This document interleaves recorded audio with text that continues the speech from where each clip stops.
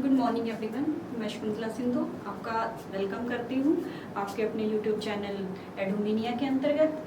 इससे पहले वाली वीडियो में हमने जो कविता नंबर हमारी 7 है वो कंप्लीट की थी। आज वाली वीडियो में एक बड़े ही रोचक और सरल तरीके से वीडियो लेकर आए हैं जिसका नाम है कन्यादान। किसके द्वारा रचित है ये?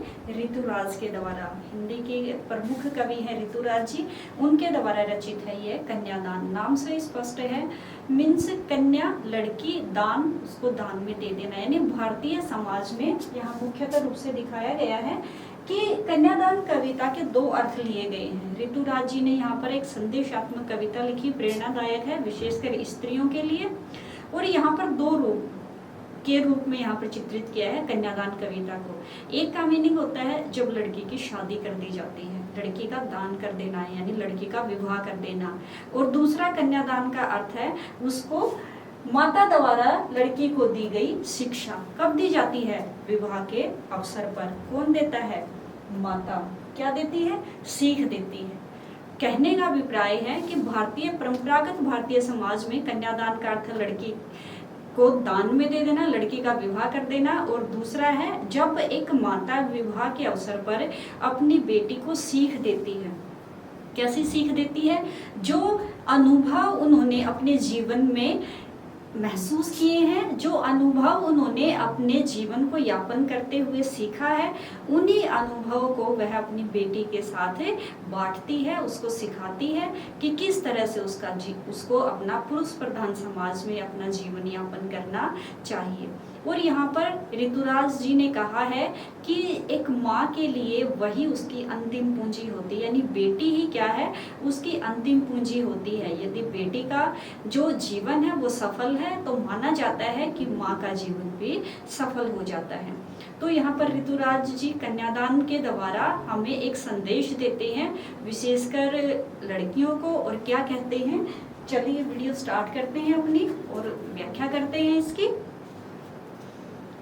कितना प्रामाणिक था उसका दुख, लड़की को दान में देते वक्त जैसे वही उसकी अंतिम पूंजी है। प्रसंग लिखेंगे कि प्रस्तुत कविता हमारी हिंदी की पाठ्य पुस्तक वसंत भाग 2 के अंतर्गत हिंदी के सुप्रसिद्ध कवि या हिंदी के प्रमुख कवि ऋतुराज द्वारा रचित एक प्रामाणिक कविता, सत्य यथार्थवादी कविता कन्यादान से अवतरित है। प्रस्तुत पंक्तियों में कवि ने एक माँ के द्वारा दी गई शिक्षा, अपनी बेटी के विवाह के समय जो वह शिक्षा देती है उसका वर्णन किया गया है। व्याख्या करते हुए लिखेंगे कि कितना प्रामाणिक होता है वास्तविक, बिल्कुल वास्तविक। कहने का अभिप्राय है एक लड़की के विवाह के समय जब माता उसकी विदाई के समय जो दुख अनुभव करती है वह दुख कितना वास्तविक होता है, यानी किसी भी प्रकार का कोई भी छल कपट वहां पर नहीं होता है। कितना प्रामाणिक था उसका दुख। बेटी के विवाह के समय एक माँ का दुख कितना वास्तविक होता है। लड़की को दान में देते वक्त, लड़की की विदाई के समय, लड़की की शादी में जब विदाई के समय कितना प्रामाणिक होता है उसका दुख, कितना वास्तविक होता है, कितना गहरा होता है, जैसे वही उसकी अंतिम पूंजी है। यहाँ पर कवि कहता है कि माँ का दुख इतना वास्तविक था, इतना प्रामाणिक था कि माँ की तो सिर्फ और सिर्फ वही पूंजी थी। यानी कहने का अभिप्राय है उनके जीवन में उन्होंने जो कुछ कमाया था, यानी माँ के जीवन में उन्होंने जो कुछ कमाया था उनकी बेटी ही थी, यानी वही उनके जीवन का एकमात्र सहारा था, वही उनकी एक अंतिम पूंजी थी। आगे देखिए, लड़की अभी सयानी नहीं थी। अब यहाँ पर कवि कहता है कि माँ लड़की की विदाई के समय अनुभव करती है कि मेरी बेटी अभी सयानी नहीं हुई है। चाहे बेशक ही हम इसकी शादी कर रहे हैं लेकिन अभी समझदार नहीं है। कैसे समझदार है? नहीं है क्योंकि इसने दुनियादारी के सुखों का और दुखों का अभी अनुभव नहीं किया है। यह दुनिया से के सुख और दुखों से दूर रही है। कहने का अभिप्राय है कि दुनियादारी की समझ से अभी नहीं है। अभी इतनी भोली सरल थी, इसका स्वभाव भोला भाला था, सरल था।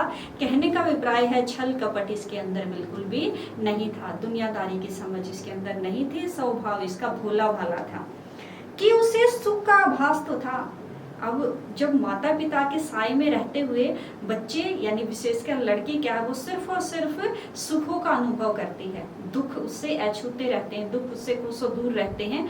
तो यहाँ पर माँ कहती है कि हमारे पास रहते हुए यानी माता पिता के साए में तो उसने सिर्फ सुख ही सुख प्राप्त किए थे, दुखों से तो वह अछूती थी, दुख तो उसको छूकर भी नहीं गए थे। लेकिन दुख बाँचना नहीं आता और यही कारण था कि जब उसके जीवन में दुख आएंगे, जब उसके जीवन में मुसीबत तकलीफ आएगी तो किस तरह से वह उसका सामना कर पाएगी, क्योंकि अभी तो वह दुखों से अनजान थी।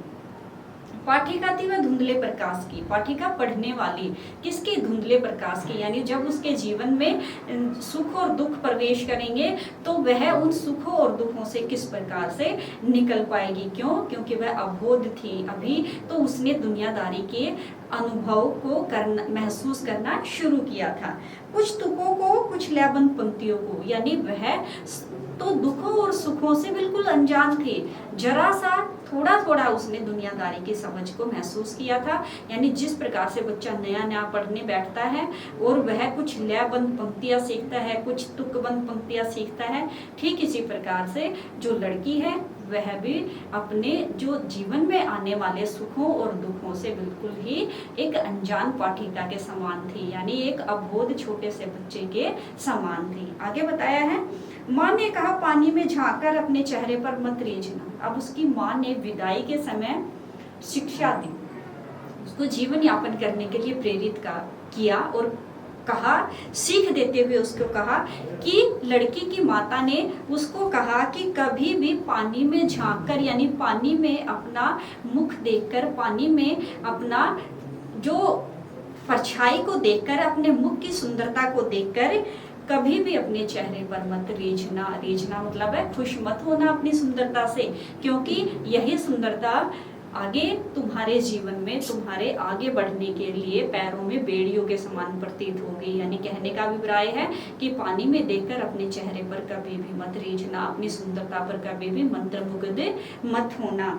आगे बताया है, आग रोटियां सेकने के लिए है, जलने के लिए नहीं। अब यहाँ पर एक विशेष प्रकार का संदेश देती है अप्रत्यक्ष रूप से और कहती है कि बेटी आग का काम तो सिर्फ रोटियां सेकने के लिए है, यानी किसी को जलाने का काम आग का नहीं होता है। एक जीवित इंसान को जब आग जलाती है तो इससे बड़ा अपराध नहीं हो सकता। यानी कहने का अभिप्राय है कि आग का काम तो उसको विशेष सीख देती है और कहती है कि आग का काम तो सिर्फ और सिर्फ रोटियां सेकने का है, किसी को जलाने का नहीं है। एक महत्वपूर्ण संदेश दिया गया है यहाँ पर।